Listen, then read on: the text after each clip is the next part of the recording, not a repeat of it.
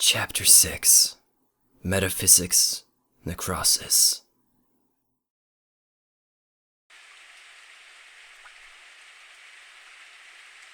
Mayuri? Mayuri? No matter how many times I call her name, Mayuri doesn't answer. Mayuri is standing in front of a grave, gazing at the sky. The grave belongs to her grandmother, who died when Mayuri was 11 years old. Her parents were always busy with work, so her grandmother was her only companion. I was close to Mayuri's family, so her death was sad for me too. At the wake, I expected Mayuri to break down and cry. She didn't. Instead, she spent the whole time, gazing vacantly at her grandmother's memorial portrait. 6 months went by. I had advanced to middle school, so Mayuri and I no longer commuted together. But whenever I passed the cemetery on the way home, Mayuri would always be standing there. Every day, rain or shine, she would stand for hours before the grave, staring wordlessly at the sky, as if she could see her grandmother in heaven. In her hands, an old pocket watch. The watch had belonged to her grandmother. Mayuri always held it when visiting the grave. Mayuri? No matter how many times I called her name, Mayuri did not answer. Back then, Mayuri wouldn't talk to anyone. Not to me, not even to her parents. Whenever I saw her standing there, staring at the sky, I felt unease grip my heart. Her gaze was so earnest, her intentions so pure, that I feared some power might grant her wish and carry her off to heaven to join her beloved grandmother. And so, to ensure that nothing like that happened, I made sure to stop by the cemetery every day. I would stand next to the sky-gazing Mayuri and call her name. Mayuri? But no matter how many times I'd call her, Mayuri wouldn't reply. The only sound in the lonely cemetery was the echo of my voice, calling her name. It was raining that day, too. Mayuri had a light blue umbrella. In contrast to the umbrella's color, the sky was glazed gray, covered in clouds. After a while, the rain stopped. Rays of light shone through gaps in the clouds, a stunningly beautiful sight. Rembrandt's rays, they are called, or sometimes the angel's ladder. Suddenly, a strong wind swept through the cemetery. It caught Mayuri's umbrella and carried it into the sky. That's... Mayuri seemed not to notice. She kept staring at the sky. And then, slowly, so very slowly, she stretched her hand out to the sky, as if to grasp the rays of light, as if her grandmother were reaching down to pull her up. And then, she lifted herself on her toes.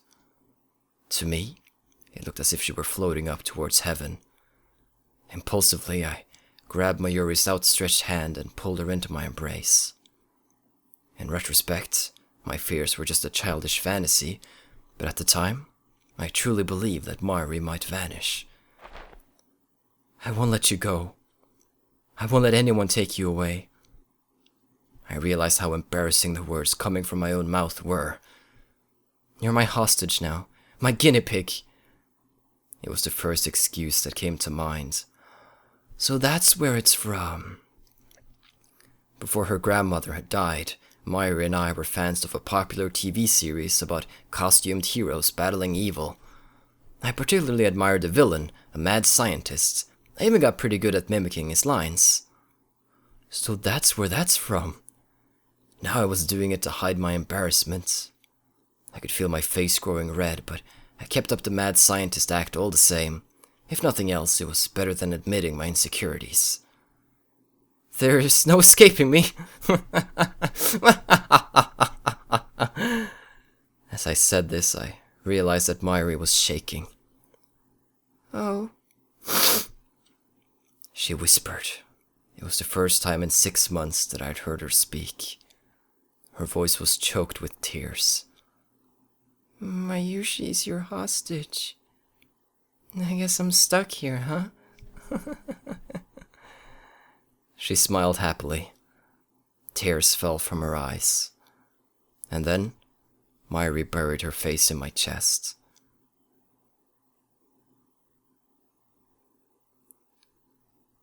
Where am I? Who am I? I can't see. I can barely think. A terrible screech fills my head, like feedback from a giant speaker. Ah! It penetrates my brain like 100 sharp needles, stabbing me right behind the eyes. I thought brains were supposed to feel pain. B! Wait, that was probably the end of my name. That was probably the end of Okabe. Ah! Ah! And there's more. I feel a shiver of pleasure beneath the pain, and a terrible itching like my body is on fire. Kabe! I want to crack open my skull and tear out my brain. I want to scrape out my soft grey matter with my fingers and eat it. Ube! The assault on my brain is driving me crazy. Who am I? Okabe, what's wrong with you? Suddenly, the shattered pieces of the world reform. I slowly come back to my senses. Dots. I'm in the lab, standing in front of the phone wave, named Subject to Change, with my cell phone to my ear. No, not the phone wave named Subject to Change. Since headgear is attached to it, it's a time leap machine. It's hard to breathe. Give me oxygen. I hear a low, wheezing groan and realize that it's coming from my own throat. Dots. I close my mouth, then take a deep breath. The insides of my throat feels like they're burning. I resist the urge to cough and continue filling my lungs with air. I notice that I'm drenched in sweat. The drops sliding down my forehead are annoying. I try to wipe them away with the back of my right hand. My hand obeys. Slowly. Something is off. It's like my body and mind aren't totally in sync with each other. Almost as if this isn't really my body. As if my nerves aren't communicating properly with my extremities. I try blinking slowly. This might just be my imagination. Could this be exhaustion? I haven't slept much lately. I try to move my hand again. There is no disconnect this time. This is my body. Okabe, are you listening? A familiar voice. I turn around slowly. Kurisu is there. She stares at me, perplexed. What was all that screaming for? What is she talking about? Are you sick? Dots. I try answering, but my voice doesn't work too well. Even more bewildered, I clear my throat several times. No, I'm fine. Then get ready to go already. We're going shopping, remember? Shopping? Is this shopping for the party? Did we go back in time just before the party? For what? I search my memories. I'm guessing we now leapt back. We used the time leap machine.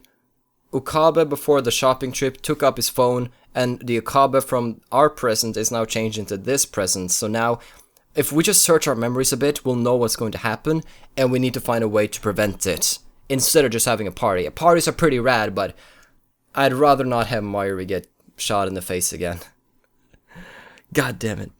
Last episode, there were so many amazing scenes. I wanted to use all of it as thumbnail material, but some of them I couldn't use because they were like spoilerish. Still, I gotta try and find some. So that was just... Last episode was crazy. That's the whole thing just kicked off and everything went to hell. It took a long ass time, but damn! We're in it now.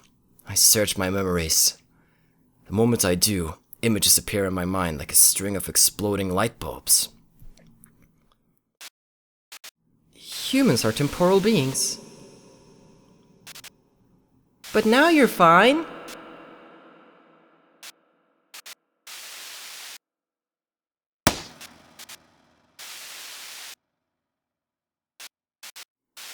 Are you sure about this? Really? I remember. I used the time leap machine. You'll remember the future. That's right. What am I standing around for? Where am I? Huh? I grab Kurisa's shoulder and pull her close. What time is it now? What month? What day? Hey, that hurts! Calm down. How can I be calm? Shopping? You said we're going shopping? Which shopping trip is she talking about? Daru's sitting at his computer, staring at us wide-eyed. Daru, what day is it? What time is it? Oh, well, it's the 13th, a little past 5. The 13th, a little past 5. Did it work? Did I manage to time leap in the middle of all that chaos? Did my memories really jump through time? Does that mean I leaped into my past self? Is there a chance that it was all a dream? Thinking back, forward, it doesn't seem real. Commandos breaking into the lab. It's like something out of a Hollywood movie. But the sight of Mayuri, broken and bloody, is burned into my eyes. I remember the smell of blood, the sound of the gunshot, the weight of the headgear on my head, the pain of the bullets tearing through my arm. Kurisu screaming, Sasua fighting to defend us. I remember it all vividly. I touched my arm. No bullet holes, no pain even. Was it all a dream? I don't know. I never time leaped before. I can only hope that it was a dream. A future like that is too much to bear. Are you seriously gonna take that chance that it's a dream? Next time you might not be able to time leap, dude. I recall Mayuri's last moments and my eyes fill with tears. I force the tide of emotion back. Where's Mayuri? I look around the lab. Kurisu and Daru are here. But I can't find Mayuri. Where's Mayuri? She just left saying she was going to Lukashi's place. Weren't you listening? That's right. Mayuri went to beg Lukaku to wear her costume. She won't return until it's time for the party. What do I do? What do I believe? Was it a dream? Or was it real? If it was a dream, then I don't have to worry about anything. Tell them about it! God damn it! Are you just... Tell them what you've experienced. If it was real, then I need to act. Now. I take a deep breath. It must have been a dream? There's no way something like that could really happen. Do I need to slap? Do I need to slap you, Rintaro? It was a nightmare brought on by anxiety, that's all. There's no other logical explanation. I desperately persuade myself that it's so. Little do I know that I will soon regret my foolishness.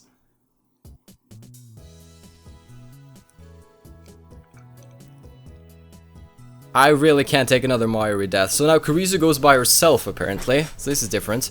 Kurisu goes shopping alone. I stay in the lab with Daru, waiting for Mayuri to return. Doo-doo-doo! I'm alive! back! An innocent smile. Mayuri is alive. Nothing will happen to her. I was worried for nothing. Once Sasua arrives, we begin the meeting. Okarin! I called Ferris-chan and Luka-chan, but they said they couldn't come. I've heard these words before. Deja vu. A trick of the mind. The feeling of having experienced something before, despite not having actually experienced it, it feels like you are recalling a genuine past experience, as opposed to an imagined expression or a dream. However, you are unable to recall when and where that experience occurred, which results in an intense feeling of strangeness. The cause of deja vu has yet to be determined. One theory is that it's a physiological phenomenon caused by a temporary desynchronization of the recollection and storage functions of memory. The cause is theorized to be spasms in the brain's parahippocampal gyrus, which is in charge of spatial reasoning and the sensation of familiarity. Alrighty. Oh, do they have plans? Ferris-chan has a arena tournament. Crap, I should have gone to cheer. How careless of me. Now do you realize, Okabe? And Luka-chan seemed embarrassed for some reason. Maybe she thinks you'll make her wear a costume again. It's just like my dream. I never remembered a dream this vividly before. I remember every word that was spoken. You have invented a time leap machine. Maybe it's connected in some way. I don't know. Just throwing that out there. You still haven't convinced her to cosplay? She said it was embarrassing. I keep telling her, cuteness is justice, but she never listens. Cuteness is justice? Is that what they say? You're cute too, Christian. Not heh. Hey, Kamima's coming up. Wanna go? Sorry, you'll be dead by then. I can't make something new, but I have a costume of post-awakening Sarah from Blood Tune I made last year. I think the size is just right for you to... Me? Cosplay? I'm sorta interested. But I refuse to do it in public, though. You don't have to show anyone, but eventually I want to see them. The cosplay demon compels you. That reminds me. Christian, you're always wearing that cute uniform. What school is it from? Oh, this? I attended IM for about 2 weeks. I modeled this outfit after their uniform. Oh, their uniform is really cute, but you made it even cuter. You might have a really good design sense. I'll bring the costume tomorrow, okay? Will you try it on then? Sure. When's the photo shoot? Good to know you're still a pervert, Ashida. Come on, it's Blood Tune Sarah. She's got Panmoro going on. Panmoro? It means her panties are completely exposed. No way. Are you gonna intervene at any time, Okabe, or am I just gonna repeat what I just read 2 episodes ago? It's okay. You might not know this, but last year there was a really popular saying. They're not panties, so it's not embarrassing. Japan is over. Weird, okay? It's a promise. Maybe you shouldn't bother. Susua speaks, her tone sharp. She's scowling at Kurisu again. Suddenly the atmosphere in the room changes. I remember this too. Tell Susua that there's an attack coming. Tell Susua! I feel like I'm losing my mind here. You're asking for trouble by trusting Makizu, Kurisu. What's that supposed to mean? I've been meaning to ask, did I do something to you? Not to me, but I know everything you've done. What do you mean? I've done nothing to be guilty of. Perhaps, but I know your true nature. Wow, you can see into my heart? That's groundbreaking technology. I'd love to hear how it works. It's not science, it's a prediction. So you're just making it up. I know. Oh, Corinne. Myra clings to me with teary eyes. Stop them from fighting. Tots. Should I listen to Mayuri's plea, like I did in the dream? Knowing that I can't stop the fight, should I just let Mayuri handle it instead? I don't know. I can't move a muscle. Jeez. Mayuri pouts, then goes over to the 2 girls. Oh, guys, Mayuri doesn't like it when you fight. Let's all get along, okay? Daru comes over to chat with Susua, and gradually peace returns to the lab. Kurisu is in the development room, making a call, probably to her mother in America. I sit on the sofa and watch TV while sipping Dr. P, despite Mayuri going to die in a few hours, if that even. But I can't pay attention to what I see on the screen. It doesn't enter my head. Mayuri sits down next to me. She peels a banana and begins eating it. Hey, Okarin. It's been really lively here these past few weeks, huh? Dots. Stop it. Why are you saying the same things as in that terrible dream? It was a dream. It has to be a dream. It's fun. Mayuri smiles happily, not noticing my lack of reply. Now that there are 8 lab members, one usually thinks it's getting a little cramped in here. First, we don't... We don't have enough chairs. We should buy more. Do you have any money, Okarin?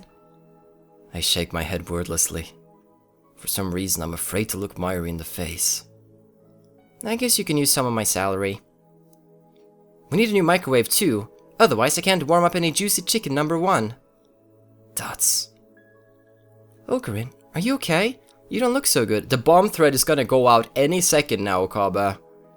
It's not guaranteed that you can actually make another time leap. Are you feeling sick? Then you need to rest. You wanna lie down? You can lie on my lap, okay? I'm not...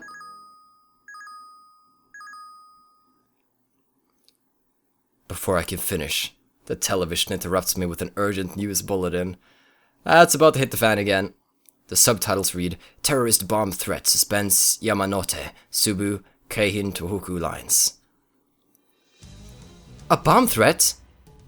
Hang on, those lines all pass through Akiba. How is Mayushi gonna get home? Oh yeah, I should call home. No, it can't be. It's the same. Every last thing the same. Okabe Rintaro, I need to know. It was a dream. You completed the time leap machine, right? It had to be a dream. Dots. But if it was a dream, then why... Are you listening? Oh, the time leap machine's done. Okay. I just remembered I got something to do. I'm going out. Susua leaves the lab without another word. What's wrong with her? Does she know what's about to happen? Nothing's going to happen. The break-in was a dream. You are so goddamn naive. But no matter how hard I try to convince myself of that, I can't shake the icy hand clutching my heart. At least go lock the goddamn door. I can't breathe. Even though it's hot and humid, my body shivers. I remember this feeling too from the dream. Did I choose wrong? Was I granted a second chance only to let it go to waste? A soft feeling against my fingers. I look down to see Mayuri's hand holding mine. When I look up, I see worry written in her face. I reflexively look towards the door. Go lock it! If the dream wasn't a dream, then... Any second now... It happens exactly as I remember. Of course it does! 5 men burst into the lab. Their movements are swift and sure, professional, and each of them is carrying a gun. They spread out just inside the door and aim their weapons at us. I recognize each of them. There's no denying it now. I did leap through time. It was the future I remembered. Even if it wasn't, it was worth a shot just mentioning it. Susua would have catched onto it, I'm sure. Oh, I'm so annoyed with you right now. I was supposed to change this present, to stop the madness about to unfold. But I told myself that it was a dream and wasted my chance to save everyone. Hands in the air! Nobody move! Silence. Time seems to grind to a halt. The men say nothing. Why didn't I do anything to change this? Wasn't that why I left through time? The sound of heels echoes down the hallway. A woman is coming up the stairs. Kiryu Moeka. The woman who will kill Mayuri. Dots. The dream was real. Those were memories of the future. This is happening because I did nothing to stop it. Moeka-san? We're taking the time machine. If I kill her first, will Mayuri live? How do you plan to do that? Wrestle a gun out of her grip? You'll be shot before you even get it, dude. There's 5 guys with machine guns over there. Well, 3 of them with machine guns and 2 with pistols. I consider the option, but soon give up. The real danger is the men behind her. 3 of them have assault rifles. They'll gun us down the instant I try anything. My only hope is for Susua to make her move before Mayuri is shot. Is there even a chance? Makiza Kurisu, Okabe Rintaro, Ashida Itaru, the 3 of you will come with us. What if you demand that Mayuri also comes with you and that you all go together because you need her for reasons? Huh? You can't resist. Come with us. Dots. Where? Dots. I have no words. At least tell us where we're going. You cannot refuse. There is nowhere to run. We have men stationed throughout Akihabara. I don't want to hurt anyone. The three of you come with us. Why just the three of us? I'm not answering your questions. Come with us. It's your only choice. Moeka-san, you're a lab mem too, aren't you? In reply, Moeka pulls out a gun from her belt and points it at us. It's happening again. Our mission is to silence you. Your refusal to come will change nothing. Come with us, now. If you continue to resist, I'll have to resort to extreme measures. Moeka slowly raises her gun. She points to muscle it. That's... Shina Mayuri is not needed. I try to shout stop, but my voice catches in my throat. Nothing comes out but a pitiful wheeze. I turn to Kurisu for help. Kurisu is staring at Mayuri. She looks as if she might start crying at any second. I turn to Daru. He's shaking. His lips move as if to speak, but nothing comes out. Well, this is all on you, Okabe. Now she can die again. Someone. Anyone. Please. Stop her. Stop, Moeka! For CERN. For FB. For CERN. For FB. Her lips close tightly. A sharp, dry crack splits the air. Time slows to a crawl. Moeka pulled the trigger. Blood spurts from Mayuri's forehead. It splashes across my face, wet and warm. Her delicate, frail body falls towards me. I catch her. Her body is limp like a puppet with no strings. Her head and arms dangle lifelessly. The smell of gunpowder fills my nose. And then, the smell of blood. Wow, we've done all this before. Daru clutches his head and falls to his knees, screaming at the top of his lungs. In my arms, Mayuri takes one long, ragged breath. And then... Oh, Kari... No, no, no, no, no, no, no, no, no, no, no, no, no. She's dead. Mayuri's dead. Again!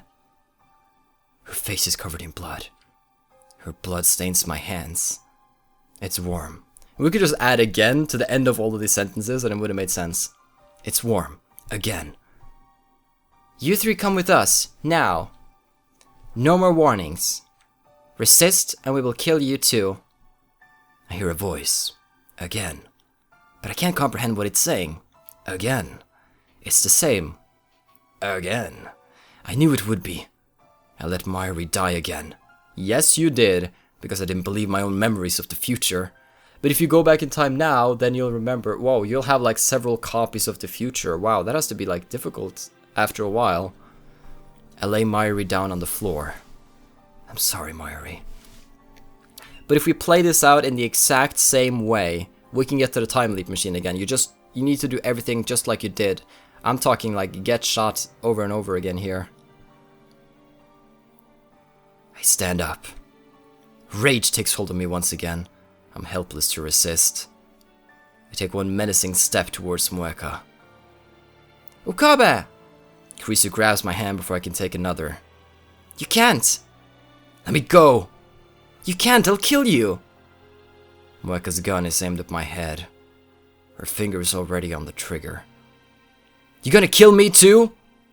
If you resist. Please, Okabe, do what she says, okay? Otherwise, I'll kill you too. I grip my teeth and suppress my anger. Just then, something small and round strikes Moeka's gun hand.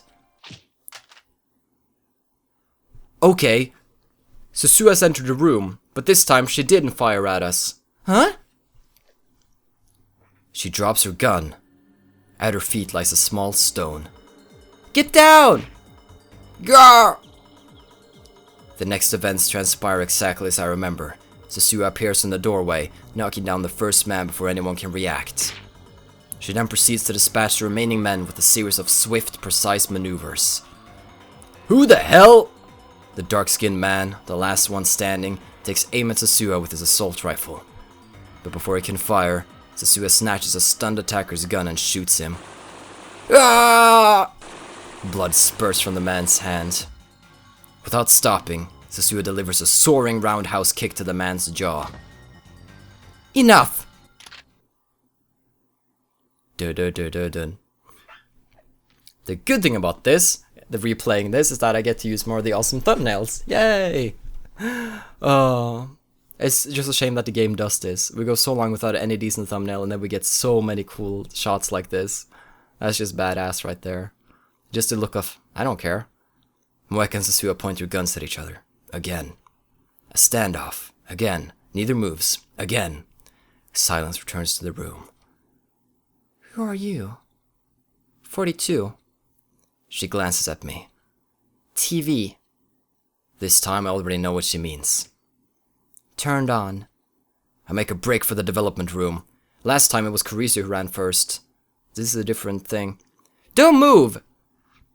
That's my line! Kurisu's right behind me. I grab the headgear and jam it on my head without a moment's hesitation. Okabe, I'm going back! But what if it fails? Get the machine started! There's no time to argue. I grab Moad's snake from the shelf. Kurisu bites her lip and starts setting up the X68000. Okabe Rintaro! One of them's headed your way! Kill them! Don't let them use it! Before the crew-cut man enters the development room, I push the switch. White smoke instantly fills the room, rendering it impossible to see. Are you sure, Okabe? Are you sure about this? Really? Do it, Kurisu! Activate the machine! I see blue-white light shining through the smoke. The discharge is starting. The light rapidly grows brighter. The floor begins to shake. The singularity is open.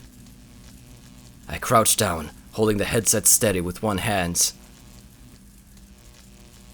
Here we go again, guys and girls. This is reality. It wasn't a dream. I burned that fact into my mind as I prepared a time leap. One more chance. The shaking begins. Please, give me one more chance! Once more, the world explodes into light.